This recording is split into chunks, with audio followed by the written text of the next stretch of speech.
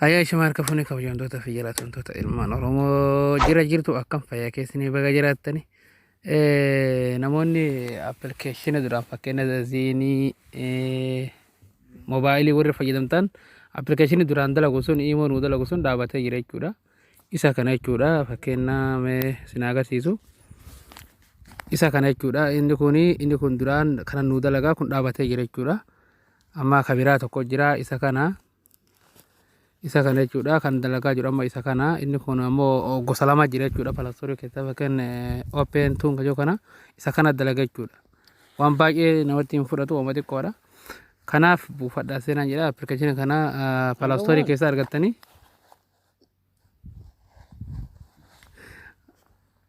fakkeenya open tun jettee torreessan isa kana lamaan fakkeenya isa kana jechuudha isa lamaan kana keessa ammoo kana kan dalagu jechuudha gara harka bitaa kana jechuudha. Isa kana buufattanii fakkeenya animee waliin seenaa ilaallu isa kana jechuudha.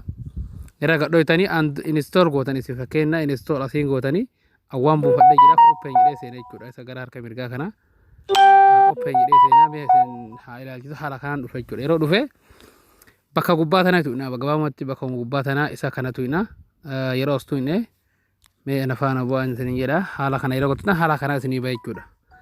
Haala kana yeroo bahee baay'ee salphaadha waan nama tolatu qabu isin ammoo raa'itiin tu fakkeenya gamanatti buttanii bakka raa'itiin jechuudha.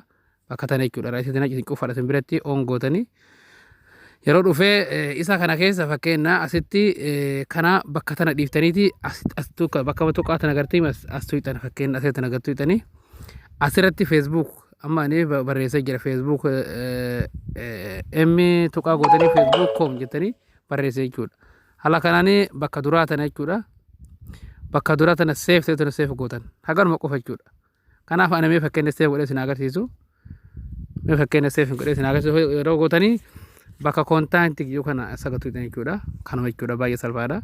As gatu haala kanaan obsanii xiqqoo eeggattanii ni dalaga jechuudha. Nama waan imuun kiyya fakkeenya keessaa qabuuf imuun haala kanaan dalagee jira jechuudha. Kun amma hojjetee jira jechuudha. Amma lakkaa'uun asirratti lakkaa'ee jira gartanii asirratti lakkaa'aa jira. Kontaantii jedha lakkaa'ee jira jechuudha. Kanaaf seenaa buufadhaan isiniin jedha. Baay'ee salphaadha. Dhiifa beeksisan natti dhufe. Haala kanaanii dalagee jira jechuudha. Baay'ee salphaadha seenaa buufadhaan isiniin jedha waan nama ulfaatu miti.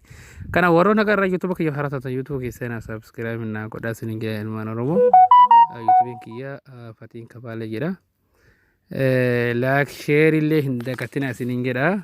Fatiin Kabaalee jedha isa kana jechuudha. Network kiyya xiqqoo dadhabaadha.